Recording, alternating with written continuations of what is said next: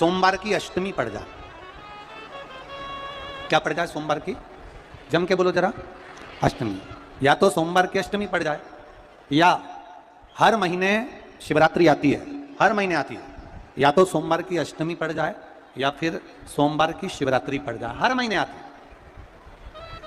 प्रयास करना कहीं से देसी गाय का दूध मिल जाए, थोड़ा सा दूध देसी गाय का मिल जाए, थोड़ा सा दूध देसी गाय का, थोड़ा सा दूध अगर प्राप्त हो जाए, बेलपत्री के पत्ते से दूध कटोरी में लेकर, मात्र बेलपत्री के पत्ते से एक एक बूंद अगर दूध, आप एक बूंद अगर ज्यादा ना मिला हो, एक चम्मच भी अगर आपको दूध देसी गाय का मिल गया हो, और सोमवार की अष्टमी पड़ जाए या सोमवार की, जम के बोलो, शिवरात्रि पड़ जाए, उसमें केवल अगर देसी गाय का दूध मिल जाए, जर्सी गाय का नहीं हो, देसी गाय का अगर दूध मिल जाए, बेलपत्री के पत्ते से, तुम्हारे घर के अंदर अगर शिवलिंग है या मंदिर में शिवलिंग है या तुम्हारे नजदीक में कोई शिवलिंग है, उस पर बूंद बूंद, एक एक बूंद अगर शिवलिंग पर दूध समर्पित कर रहे हो, श्री शिवाय नमस्तुभ्यम, नमः शिवाय, या षडाक्षर मंत्र ओम नमः शिवाय, या 33 अक्षर का मंत्र महामृत्युंजय मंत्र, इसका स्मरण कर कर शिव जी पर देसी गाय का दूध समर्पित कर कर इस बेलपत्री को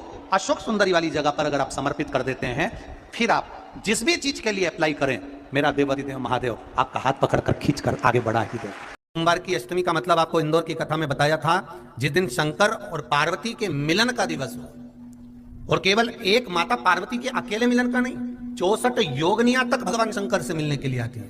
पीला चंदन, जब आपको लगे कि मेरा जीवन बहुत कष्टमय है, अब ये रोग, अब ये कष्ट दूर ही नहीं हो रहा, अब ये आए दिन तकलीफ पर तकलीफ बढ़ती जा रही है, आए दिन रोग बीमारी, पैसा घर में बच नहीं रहा, बहुत कष्टमय जीवन है, इसमें लगाओ पीला चंदन बेलपत्री की बीज पत्ती पर महाराज, और बीज पत्ती पर जब चंदन लग जाए, लगने के बाद में ये दोनों पत्ती पर लाल चंदन लगा लीजिए।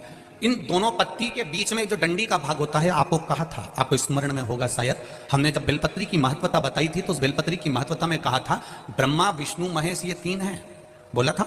बीच में ये बड़ी पत्ती से लेकर जो 2 पत्तियां होती हैं, इनके बीच में जो जगह बचती है, इसमें मां पार्वती के 64 योगनियां, मां पार्वती अपनी पूर्ण सिद्धि के साथ में जितनी भी देवी के स्वरूप हैं, वो माता 64 योगनियां देवी के स्वरूप में यहां पर विराजमान होती हैं।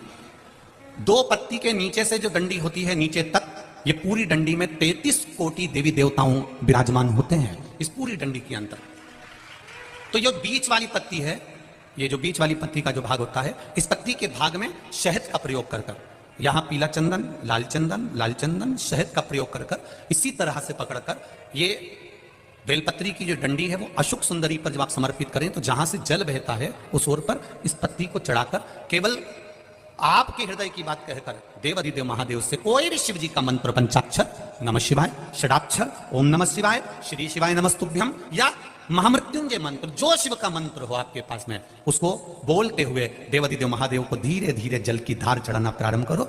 जल की धार जब पूर्ण होने लगे, उसमें थोड़ा जल बचे, अब अशोक सुंदरी पर जो तुमने बेलपत्र चढ़ाई है, वहां उस जलधार को चढ़ा। ये प्रयोग आपको केवल सोमवार की अष्टमी पड़ने पर ही करना है, और जल चढ़ाकर बाबा से विनती कर कर उसी बेलपत्र को वापस उठाकर कहीं जलाशय में या किसी पेड़ के नीचे विसर्जन कर दें, और 1 लोटा जल वहां भी चढ़ा दें। बस निवेदन कर कर आ जाइए, मेरा बाबा 3 माह के अंदर हाथ जरूर पकड़ेगा और आपको दलदल से बाहर निकाल देगा। बहुत दिनों से लगे हो, नहीं हो रहा, हरा मूंग ले जाओ, मूंग के दाने तो रहते हैं घर में, केवल 31 मूंग के दाने लेकर जाइए, 31 चावल के दाने लेकर जाइए, और 31 ही बेलपत्र लेकर जाइए। जिस दिन सोमवार की अष्टमी हो, कौन से दिन? सोमवार की अष्टमी हो, उस दिन शंकर जी के मंदिर में जाओ, 3 चीज लेकर जाओ, मूंग के दाने, चावल, बेलपत्र। चावल जो 31 लेकर गए हो, अपनी कामना कर कर शंकर जी की देहली पर रख दो, चौखट पर, कहीं पर भी एकांत में उसको रख दिया गया। मूंग के जो दाने लेकर गए हो 31, वो नंदी के पास में, जो नंदी का पांव ऊंचा रहता है, उस पांव के पास रख दीजिए। और जो 31 बेलपत्र लेकर गए हो, वो 31 बेलपत्र अशोक सुंदरी वाली जो जगह है, आपको पहले बताया है कथा में, अशोक सुंदरी जी का स्थान, ये शिवलिंग, ये जलाधारी जहां से पानी बहता है, उसके बीच में एक मोटी सी लाइन होती है, जो शंकर भगवान की छोटी लड़की अशोक सुंदरी का स्थान हो। एक सोमवार की अष्टमी पर कर कर देखना, दूसरी सोमवार की अष्टमी आएगी, अपने आप आपका काम हो गया होगा। बाबा से निवेदन तो करो, क्यों भटक रहे? एक मात्र शिव मंदिर में झाड़ू लगा रही हैं अहिल्याबाई, साधारण सा भाव है, केवल एक झाड़ू।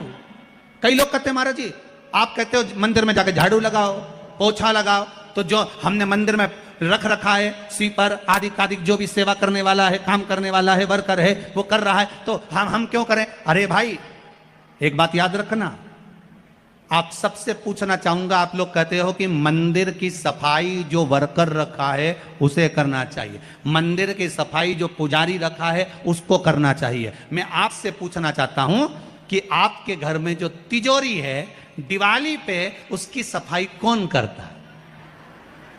नौकर करता है? अरे बोलते तो जाओ। नौकर करेगा? नहीं। वर्कर करेगा? नहीं। स्वीपर करेगा? नहीं।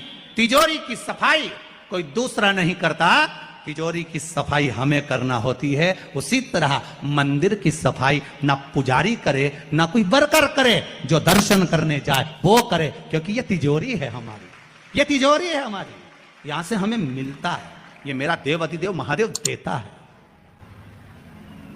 और धतूरा, धतूरे का पुष्प छोटा सा पौधा है, ज्यादा बड़ा नहीं है, कांटा लग रहा है, धतूरा लग रहा है, और उसमें भी साधारण धतूरा नहीं, जिस धतूरे के नीचे की डंडी लाल कलर की होती है, अगर वो सोमवार की अष्टमी को देवाधिदेव महादेव को समर्पित करी जाती है तो उसके घर में कभी संपदा की कमी नहीं होती है।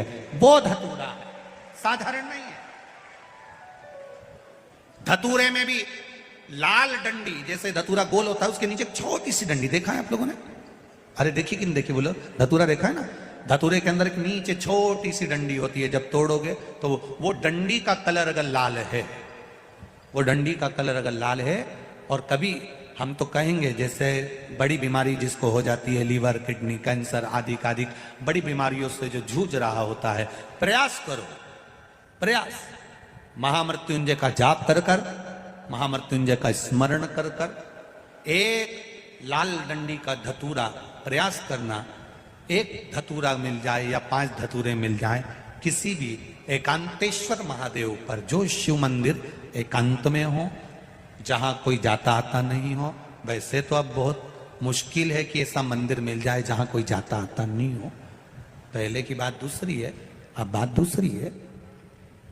फिर भी कहीं आप रोड पे से निकल रहे हो, एकांतेश्वर महादेव अगर आपका दिख जाए, बहुत बीमारियों से ग्रसित हो, तो भी महामृत्युंजय जाप का स्मरण कर कर या किसी विद्वत ब्राह्मण जन से महामृत्युंजय मंत्र का जाप कराकर, या भगवान शिव के मंत्र का जाप स्वयं कर कर, वो भी ना बने तो पंचाक्षर मंत्र नमः शिवाय, षडाक्षर मंत्र ओम नमः शिवाय, या श्री शिवाय नमस्तुभ्यम जप कर वो लाल डंडी का धतूरा 5 एकांतेश्वर महादेव को आप समर्पित कर सकते हो। रोग थम जाएगा, जो दवाई खाओगे वो शरीर को लगना प्रारंभ हो जाएगी और आप स्वस्थ होना प्रारंभ हो जाएंगे। अगर बड़ा रोग